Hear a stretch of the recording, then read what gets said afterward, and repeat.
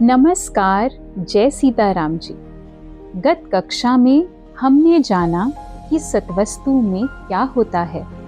आओ आज जानते हैं सत्वस्तु में प्रवेश पाने हेतु हमें क्या करना होगा।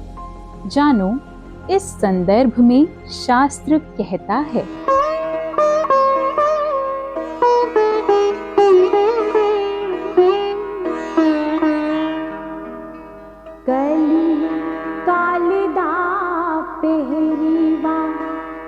बदल की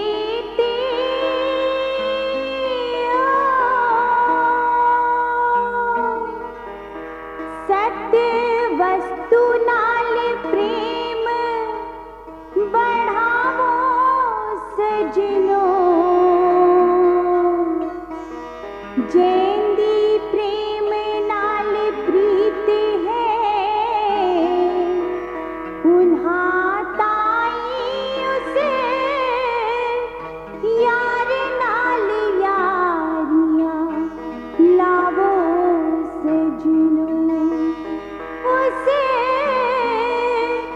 यार नाल यारियां लावो सजनो।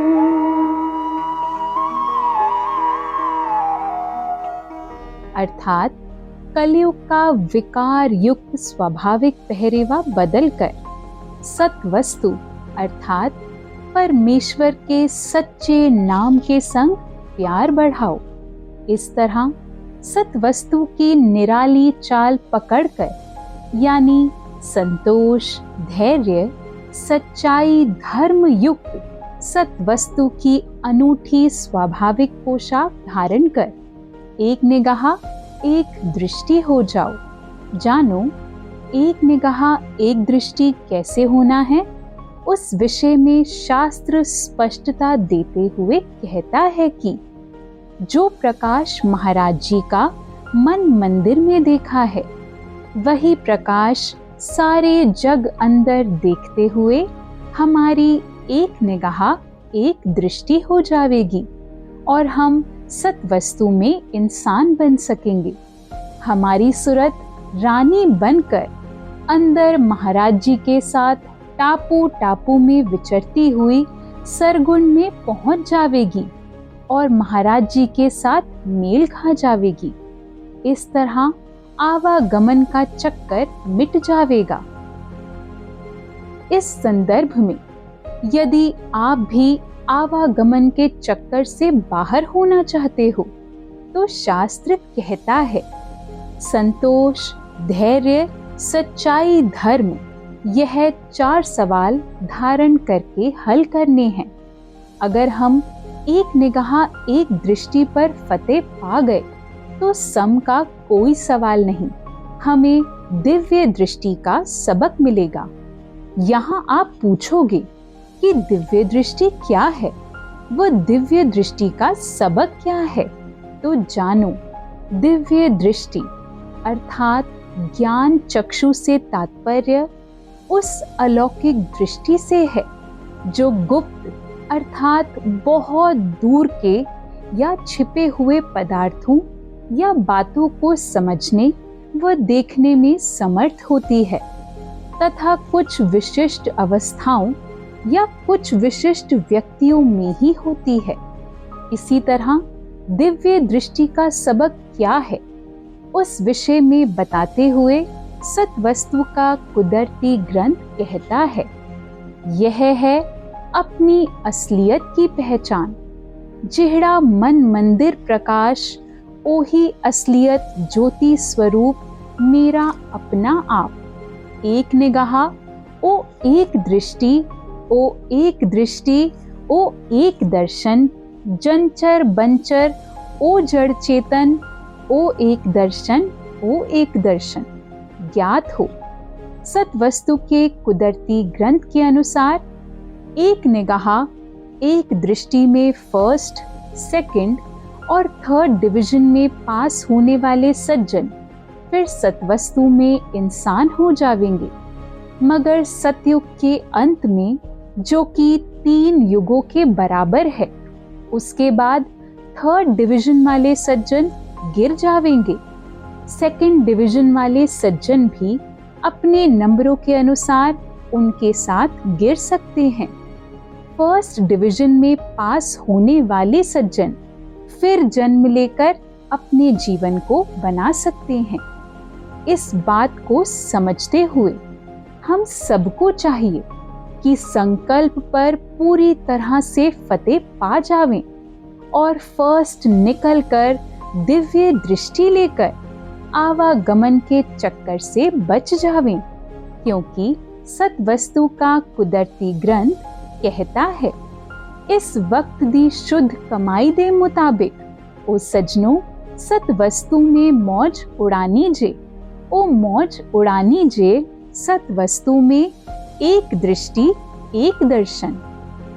यहाँ एक निगाह, एक दृष्टि एक दर्शन में कैसे स्थित होना है, वह युक्ति बताते हुए शास्त्र हमें पहले तो स्वार्थी व फिर परमार्थी उदाहरण देते हुए कहता है।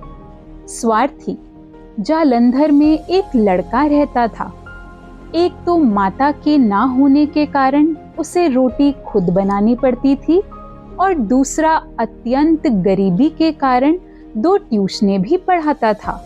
पर यह सब काम करते हुए भी वह बीए में फर्स्ट निकला, क्योंकि उसका ख्याल सब कार्य व्यवहार करते हुए भी पढ़ाई की तरफ रहता था। उस लड़के की तरह हमें भी चाहिए कि घर का सब कार्य व्यवहार करते हुए भी हर समय अपना ध्यान प्रभु के चरणों में रखें और फर्स्ट निकल के दिखावें।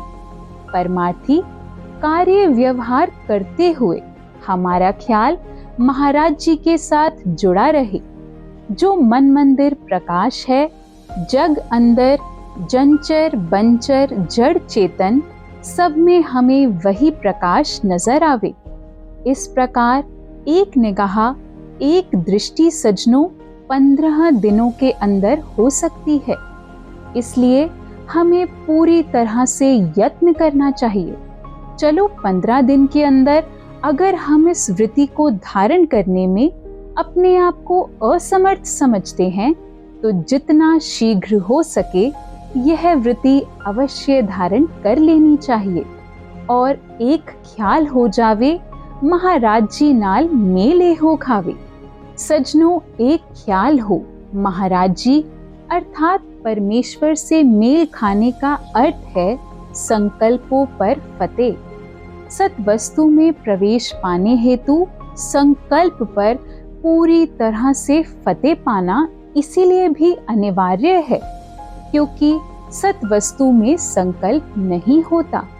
जैसा कि सतवस्तु के कुदरती ग्रंथ में कहा भी गया है, सतवस्तु में संकल्प नहीं था, लेकिन त्रेते में स्वभावों में तब्दीली होने के कारण संकल्प पैदा हो गया, तो उसके साथ साथ झुकना शुरू और रोना उग पड़ा। द्वापर युग में स्वभावों में तब्दीली होने के कारण संकल्प बढ़ना शुरू हो जाता है, इसलिए झुकना अधिक होता है और रोना बढ़ जाता है। सज्जन कलुकाल के युग में संकल्प बिल्कुल बढ़ गया और झुकना ही झुकना और रोना ही रोना हद से ज्यादा हो गया। लेकिन अब कलुकाल के बाद 84 के अंत में सज्जन श्री शहंशाह हनुमान जी की सौखी युक्ति के अनुसार झुकना हट गया और रोना बंद हो जाता है। इस संदर्भ में सज्जनों, जिस युक्ति का जिक्र किया है उस विषय में शास्त्र कहता है कि सज्जनों, हमारे पास पहले बाल अवस्था की युक्ति थी, अब हमें युवा अवस्था की युक्ति मिली है। इस युक्ति के वर्ताव से ही हमने संकल्प पर फतेह पाकर रोना बंद करना है। इस तथ्य से स्पष्ट हो जाता है कि युग युग में रोना बढ़ता है, सत वस्तु में रोना मिटता है। यह रोना कैसे मिटता है? इस संदर्भ में सत वस्तु का कुदरती ग्रंथ कहता है, सज्जनों सुनो, विचार, सत्य जबान, एक दृष्टि, एकता और एक अवस्था में आने से संकल्प का झुकना रोना मिट जाता है और हम शास्त्र अनुसार कह उठते हैं, सज्जनों झुकना ही साडा रोना सी, ओ झुकना साडा मुख ही गया, ओ रोना साडा हट ही गया, ओ झुकना साडा मुख ही गया, ओ रोना साडा हट ही गया। ओ श्री राम रूप है सारी नगरी, ओ जंचर बंचर जड़ चेतन कुल सारी सगली, ओ जंचर बंचर जड़ चेतन कुल सारी सगली। फिर एक निगाह, ओ एक दृष्टि, ओ एक दृष्टि, ओ एक दर्शन, जंचर बंचर ओ जड़ चेतन, ओ एक दर्शन, ओ एक दर्शन। अतः सज्जनों, इस बात को समझते हुए कि सज्जन कलुकाल हटने वाला है और सतवस्तु आने वाली है, वह सतवस्तु में हम महाराज जी यानी परमेश्वर से मेल नहीं खा सकते। हमारे लिए बनता है कि हम समय रहते ही युवा अवस्था की भक्ति यानी समभाव समदृष्टि की युक्ति अपनाएं, अर्थात ईश्वर सर्वव्यापक है, सर्वज्ञ है, वह सर्वशक्तिमान है। इस भाव को हृदय में ठहराकर सबको समदर्शिता अनुरूप एक नजर से देखना आरंभ करें व तदनुरूप सबके साथ आत्मीयता यानी सज्जनता अनुरूप एक जैसा ही व्यवहार करते हुए एकता एक अवस्था में आ जाएं। अतः सज्जनों हिम्मत दिखाओ, क्योंकि सत वस्तु का कुदरती ग्रंथ कह रहा है, कलुकाल दे इंसान जे हार खा बैठे, ता सतवस्तु दा नजारा देखे कौन। सत वस्तु में 84 दग्ध भस्म हो रासी, ता चतुर्भुज धारी दा नजारा देखे कौन। हिम्मत लड़ाओ मेरे सजनों, जे सतवस्तु विच आना जे, ता हिम्मत लड़ाओ मेरे सजनों, जे संग लक्ष्मी चतुर्भुज धारी दा दर्शन पाना जे। जानो, ऐसा करना इसलिए भी आवश्यक है क्योंकि सत वस्तु का कुदरती ग्रंथ कह रहा है कि सत वस्तु में वही रहेगा जो समभाव के सबक को परिपक्व कर सत्युगी आचार संहिता को व्यवहार में ले आएगा, यानी विचार, सत जबान, एक दृष्टि, एकता और एक अवस्था में आ संकल्प का झुकना रोना मिटा मृत लोक पर फतेह पा जाएगा।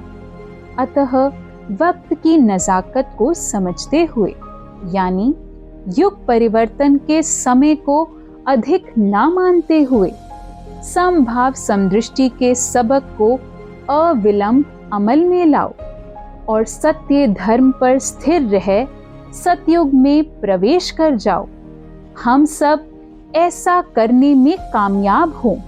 इस हेतु सज्जनों शास्त्र कहता है, सत वस्तु दे सज्जनों चाल चलो, सत वस्तु दे वचन इस्तेमाल करो, सत वस्तु दे असूलां नूं फड़ो सज्जनों, सत सत वचनां नाल प्यार करो, सत सत वचनां नाल प्यार करो।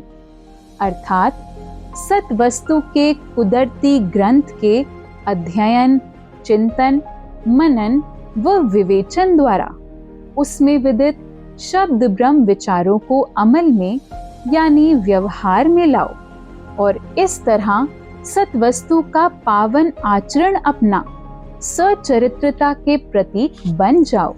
जानो, ऐसा करने से यानी सत वस्तु के कुदरती ग्रंथ में विदित सद ज्ञान को परिपूर्णतया पहचान कर अपने हृदय में टिका लेने से अंतर मन से सारा खोट मिट जाएगा और आप पवित्रता के प्रतीक बन शास्त्र अनुसार कह उठोगे।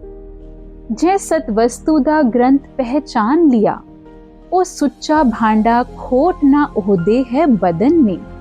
ओ चमके सारे जग अंदर, ओ चमके सारे जगत में, ओ चमके सारे जगत में। यह है सजनों सर्वश्रेष्ठ उपलब्धि। इस उपलब्धि के दृष्टिगत हिम्मत लड़ाओ और हिम्मत लड़ाकर जन्म की बाजी जीत जाओ। जानते हो, जब ऐसा हो गया तो परमेश्वर क्या कह उठेंगे? वह कह उठेंगे, श्री रामचंद्र जी के मुख के शब्द।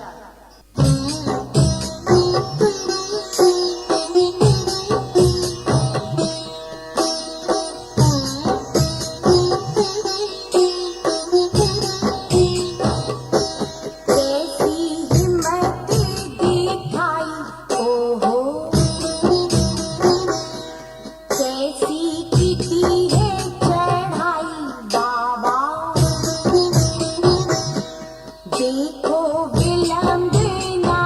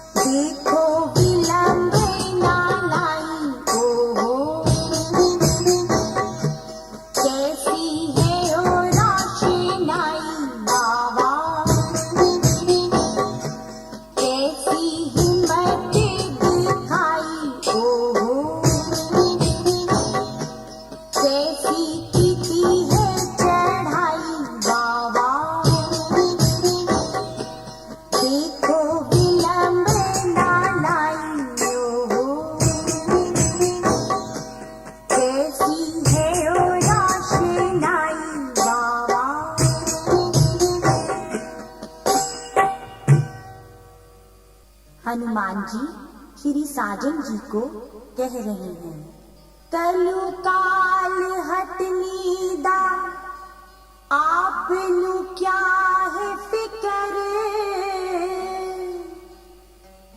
मैं पिता हूँ संग तुम्हारे,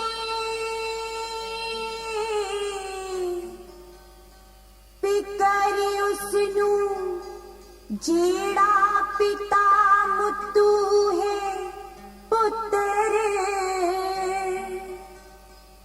कलु काल हटने दा आप नु क्या है फिकर,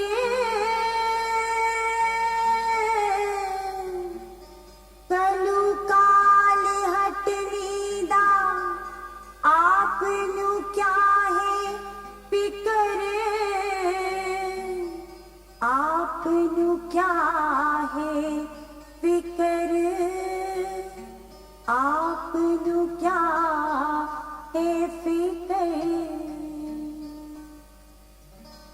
अंत में अपने जीवन का उद्धार करने हेतु हर सज्जन से प्रार्थना है कि सज्जन श्री शहंशाह हनुमान जी, जो सबसे श्रेष्ठ, सबसे विद्वान, सबसे गुणवान, सबसे बलवान, सबसे धनवान, सबसे बुद्धिमान व सारी दुनिया में ज्ञानमान होने के साथ साथ भक्त शिरोमणि हैं, उनके प्रति पूर्ण समर्पित भाव रखते हुए उनके शास्त्र विहित जीवनदायक वचन प्रवान करना, यानी उन्हें अविलंब अमल में लाना आरंभ करो।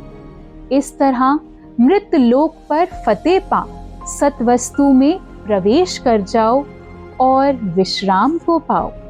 इन्हीं शब्दों के साथ नमस्कार। जय सीताराम जी।